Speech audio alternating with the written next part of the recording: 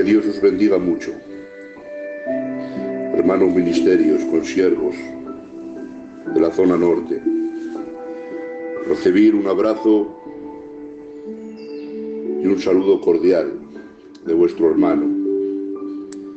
Agradezco a Dios en esta tarde, al Espíritu Santo, que me conceda el honor de ministrarles un trocico de pan.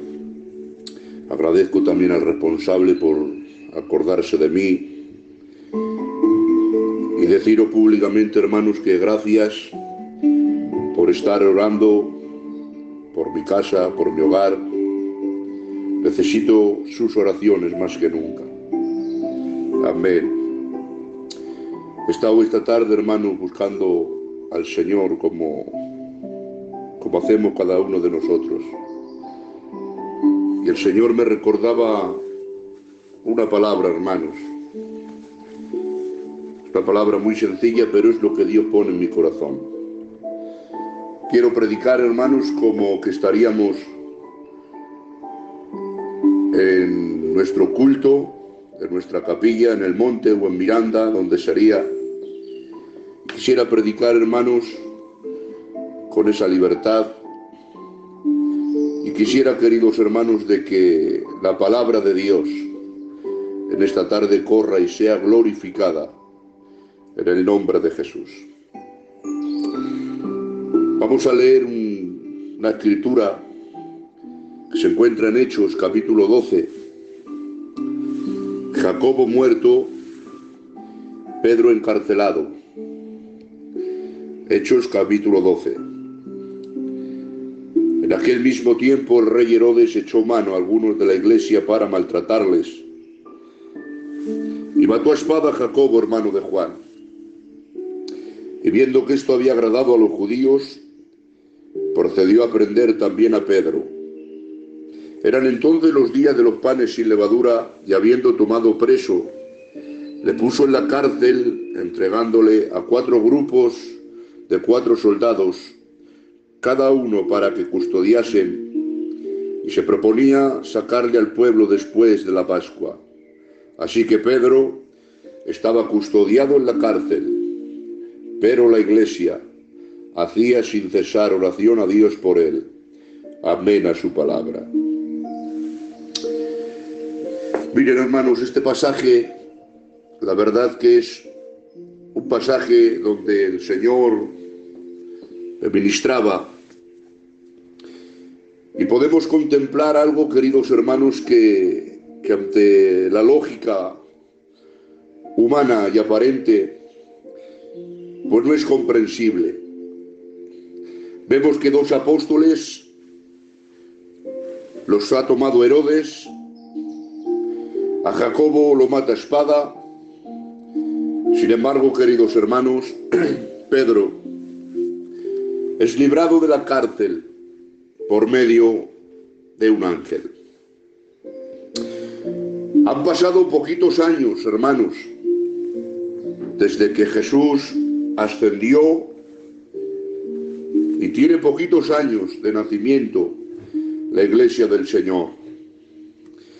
Y ahora veo, queridos hermanos, que la carrera en la cual ha emprendido Jacobo, el apóstol, en este camino, ha sido un camino corto, una trayectoria muy corta. Y veo, queridos hermanos, de que Jacobo, no veo de qué manera, queridos hermanos, lo utilizó. Sin embargo, vemos a Pedro cómo lo utiliza de esa manera, predicando aquellos sermones que en 2 sermones se convierten en 8.000. Con su sombra sanaba a los enfermos. Vemos, queridos hermanos, que es un hombre utilizado en grande manera. De igual manera escribió las cartas, 1ª y 2ª de Pedro. Y de igual manera vemos los demás apóstoles que fueron utilizados. Juan, el apóstol, y todos los apóstoles. Pero sin embargo, Jacobo no, hermanos. No fue utilizado como Pedro, no fue utilizado como Juan. Pero miren, hermanos, viendo esto, de que Jacobo no fue tan utilizado como lo fue Pedro o los demás apóstoles, por causa de que partió con el Señor a los poquitos años de su ministerio, ¿sabéis? Me puse a meditar y el Señor, queridos hermanos, me ministraba al alma y al corazón, y es lo que quisiera ministrarles en esta tarde. Es verdad que a Jacobo no lo vemos en la era de la iglesia administrar y ser utilizado como los otros apóstoles. Pero si ustedes retroceden conmigo, queridos hermanos, veo que Jacobo fue un hombre especial.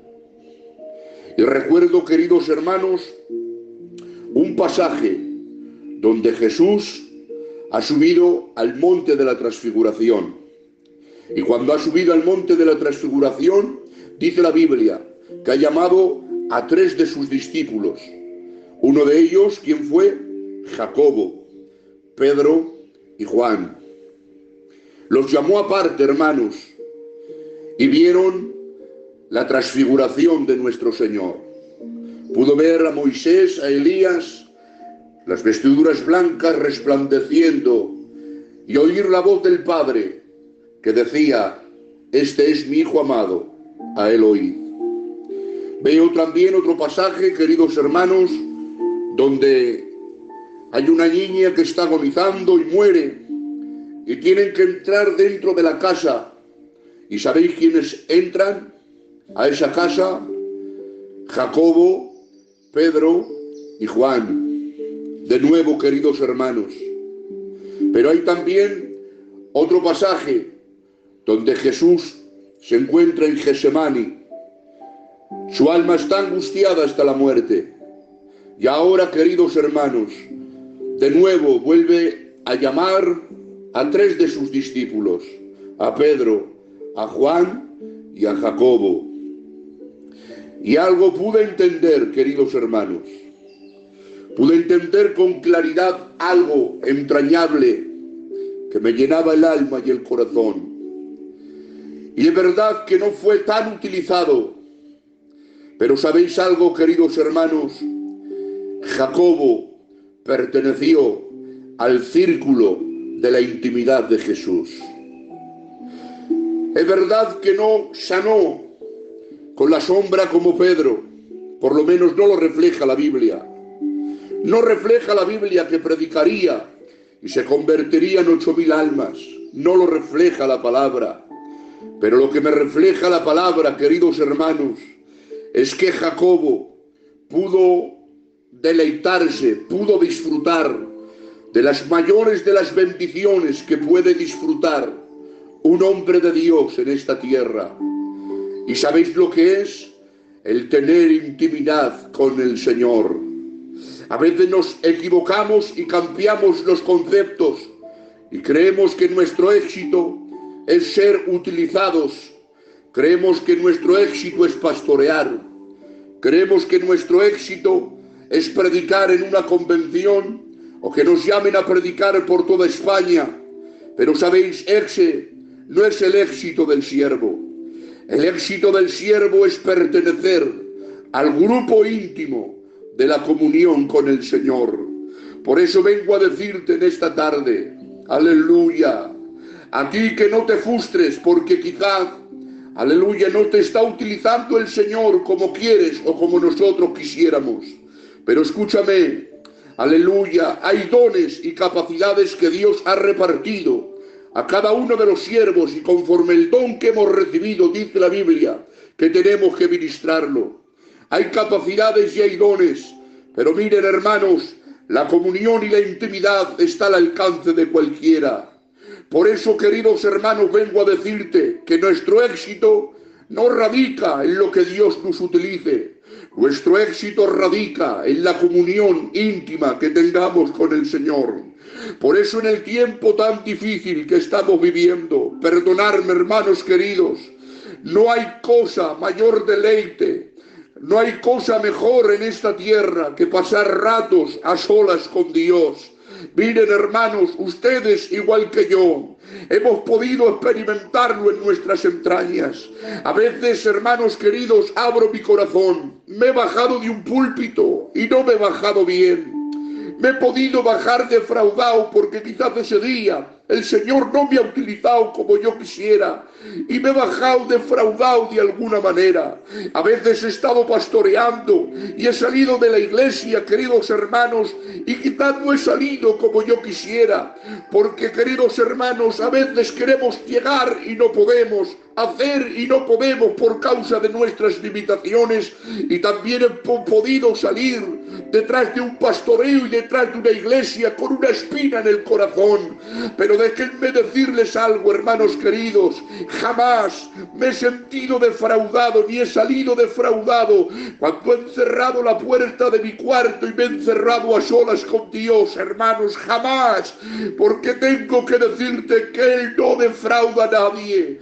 Y en este tiempo tan difíciles que estamos viviendo, no necesitamos gente de grandes hazañas, no necesitamos gente de grandes portentos, necesitamos, hermanos, ministerios que vivan en el círculo íntimo de nuestro Dios, porque ese es nuestro mayor éxito, el pertenecer al grupo íntimo, a tener intimidad con nuestro Señor.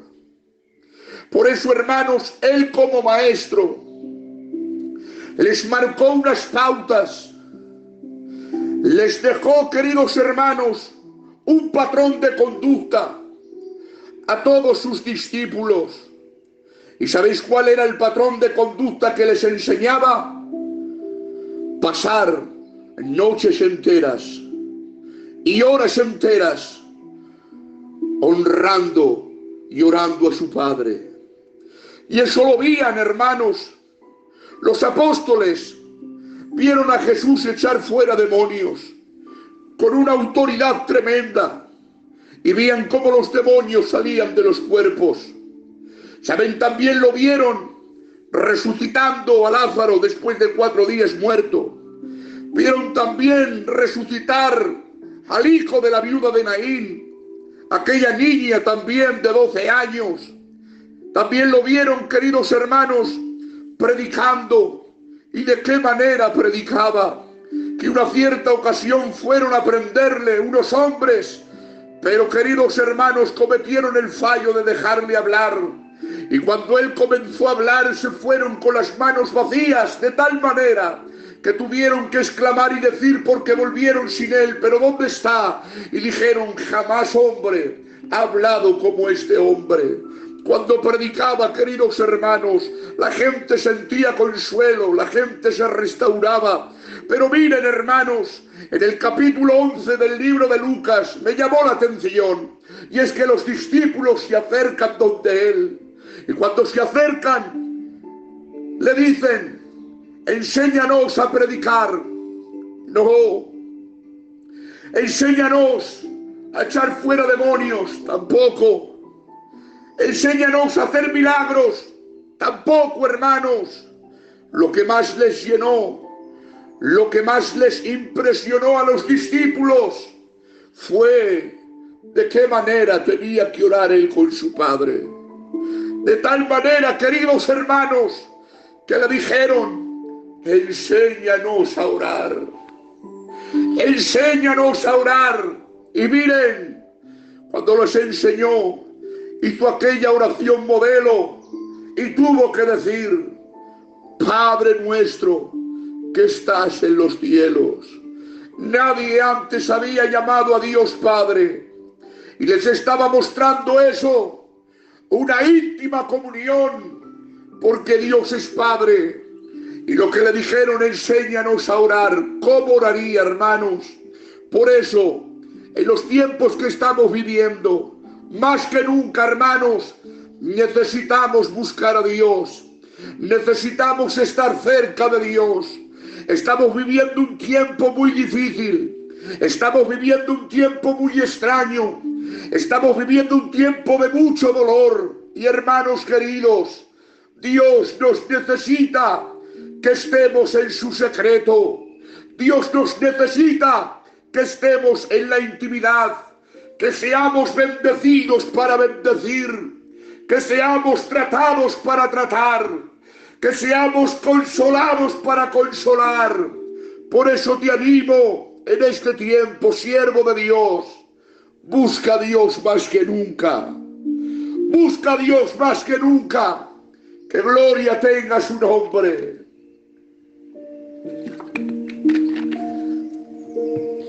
Miren, hermanos, creo que este tiempo nos ha hecho abrir los ojos. Y estamos viendo, queridos hermanos,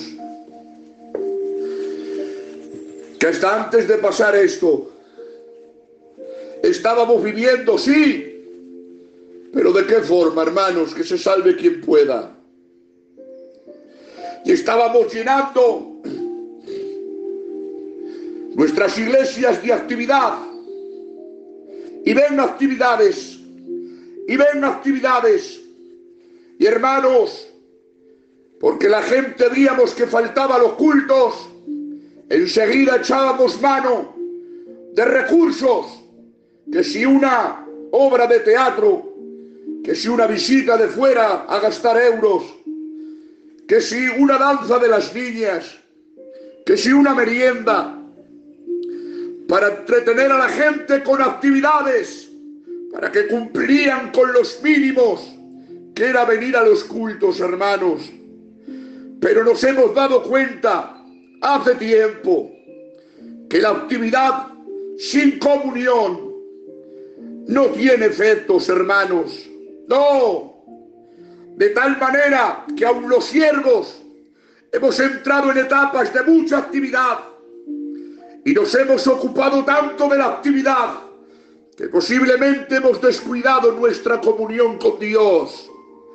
Y miren, muchos nos hemos podido ver reflejados en Sansón, siendo utilizados en una actividad continua, matando a 1000 hombres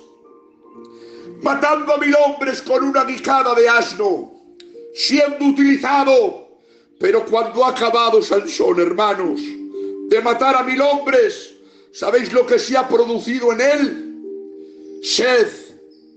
De tal manera que esa sed le hace clamar y le dice: me has dado esta grande victoria y me vas a dejar morir de sed. Menos mal, hermanos, que Dios le oyó y abrió la cuenca de Leí y le dio a beber un poquito de agua y recobró el espíritu. Recobró el espíritu. Lo que no consiguió la quijada, lo consiguió un trago de agua en comunión con él. ¿O no te has dado cuenta que has sido utilizado? Pero tú sabes en tu vida interna que llevas una vida donde no estás consagrado como quisieras, y aunque estás siendo utilizado con la guijada, pero ves que dentro de ti tienes sed, porque la utilidad no calma tu alma. Lo que calma la sed de nuestra alma es estar a solas con Él. Sí, hermanos, lo creo con todo mi corazón. Por eso veo a José administrando los graneros de Egipto. ¡Qué grandeza! Hermanos, con el anillo, con el cetro, el segundo de Egipto, administrando los graneros con grandeza. Pero cuando tiene a su segundo hijo, le puso por nombre Efraín, diciendo: Dios me ha hecho fructificar en la tierra de mi aflicción. Y yo no lo entendía. ¿Cómo es que se encontraba en aflicción? Si estás administrando Egipto, si estás administrando los graneros, si no te falta de nada, eres popular, tienes fama, tienes grandeza, estás fructificando, pero seguía en aflicción, hermanos. ¿Sabéis por qué? Porque llevaba muchos años sin contemplar el rostro de su padre, sin ver a su viejo Jacob. ¿Y de qué le servía administrar los graneros, administrar la grandeza de Egipto, si no veía el rostro de su padre, si hacía años que no le veía. Por eso vengo a decirte, aunque administres la grandeza de este reino, como no te relaciones con el Padre, vivirás un evangelio de aflicción. Pero aquel que se encuentra con él a diario, oh hermanos, un rato con él te arregla la vida. Lo creo de todo corazón. Necesitamos comunión con él, menos actividad y más comunión con Dios. Sin embargo, ¿qué diferencia con Eliseo, hermanos? Enfermo de la enfermedad que murió, postrado en una cama, ya no tiene actividad ninguna, no hay actividad. Pero hermanos, se le acerca un rey, el rey Joás, porque viene a que le hable palabra de Jehová, y me encanta, sin actividad, enfermo. Pero sin embargo, hermanos queridos, aún se mantenía en la frescura, y tiene que decir saeta de salvación para Israel contra Siria. Hermanos, la frescura del siervo, la vida del Espíritu, no se recibe en la actividad, se recibe en la comunión íntima con Él. Por eso, hermanos, perdonadme, veo a siervos, hermanos, que están activos, sí, puede ser. Veo a hombres de Dios, aleluya, pero que no descuides tu comunión con Él. Como descuidemos nuestra comunión con Él, os lo prometo que lo hemos perdido todo. Hermanos, en estos tiempos tan difíciles no sabemos cuándo vamos a hacer cultos. Pero si se han dado de cuenta, las almas están viniendo a los pies de Él más que nunca. La gente tiene hambre. Hemos perdido toda actividad eclesiástica, pero hemos recuperado la comunión con Él. Hoy en día la gente está orando. Hoy en día la gente lee la palabra. Porque esto es evangelio, hermanos. El orar, el leer la escritura. Me ha llamado gente, hermanos, me ha llamado gente personalmente, que lo que no ha conseguido marchando al culto todos los días, en este tiempo, buscando a Dios en la intimidad, los ha tratado Dios de tal manera que han llamado a gente que no hablaban, han llamado a gente que sentían rencillas, se han reconciliado gente. Lo que no ha conseguido la actividad eclesiástica, lo está consiguiendo en este tiempo la comunión. Por eso, hermanos, aprendamos de este tiempo, si Dios nos permite, a volver a las iglesias. Por favor, aquellos que podéis pastorear con fuerza, no os matéis por hacer danzas, ni por hacer obras de teatro. Mataros, dar la vida por entero, para que el pueblo ore, para que el pueblo clame, para que el pueblo busque a Dios. Porque si no hay oración, si no hay lectura, esto es una religión vacía. Por eso te animo, hermano, podemos deleitarnos de la mayor bendición que hay, que es tener comunión con su Espíritu. 5 minutos más, hermanos, que no me acabo de recuperar de la garganta, hermanos, pero 5 minutos más para hablarlos de que eres necesario en la obra de Dios, pero ninguno somos prescindibles. Miren, Satanás, capítulos antes, mató a un diácono a Esteban, murió, lo apedrearon. Ahora escala un peldaño más, de un diácono a un apóstol. Y ahora, hermanos, Jacobo también muere por mano de Herodes. Y ahora, ¿sabéis lo que se pensaría el enemigo? Que la obra se iba a quebrar. Quebró una de las columnas, un apóstol. Pero qué va, queridos hermanos. Me encanta, porque esta obra depende de Dios y no depende de los hombres. Y mientras esta obra siga dependiendo de Dios, no te preocupes. Aleluya. Estamos en las mejores manos.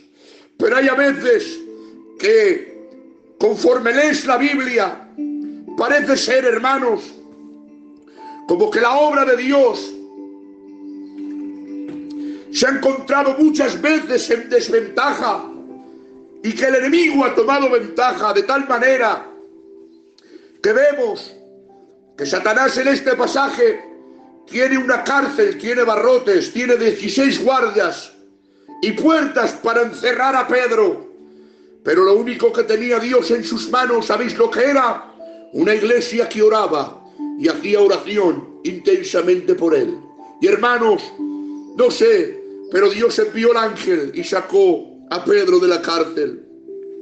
Aparentemente estaba en desventaja, pero sin embargo Dios siempre se sale con la suya. Porque Satanás necesita cosas grandes para llevar a cabo sus planes.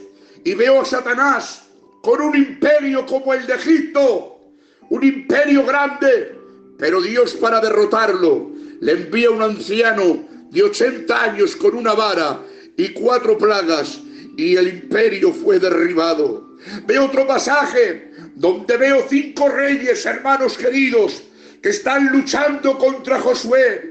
5 reyes contra uno. Y hermanos, la noche le alcanzaba a Josué y no podía tener, aleluya, la victoria completa. Y cuando oró a Dios, dijo: detente sol en Gabaón y tu luna en el valle de Ajalón. Y dice que no hubo día más largo, atendiendo Dios a la oración de un hombre. Y hermanos, fíjense, 5 contra 1. Pero señores, dice la Biblia literalmente que Dios desde los cielos les tiraba piedras. Y dice la Biblia, y murieron más los que murieron por las piedras que tiró Dios que por la espada de Josué.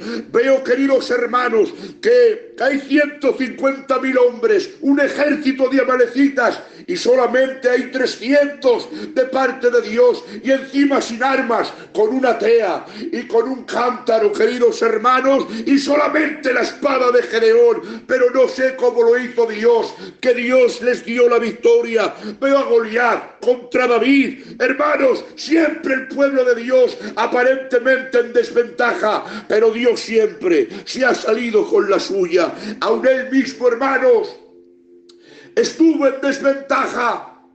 Él se enfrentó como hombre, murió como hombre, se enfrentó al sepulcro como hombre y a la piedra y a la guardia romana. Pero señores, hay un texto en la palabra del Señor que dice: sueltos los dolores de la muerte, por cuanto era imposible que sería retenido por ella. Y dice la Biblia que unas mujeres de mañana se levantaron y mientras iban andando se decían: ¿quién nos removerá la piedra? Y apareció un ángel con un mensaje: ¿por qué buscáis entre los muertos al que vive? Él no está aquí, ha resucitado. Dios siempre se sale con la suya. Por eso vengo a decirte: no te vengas abajo porque te ves con poco.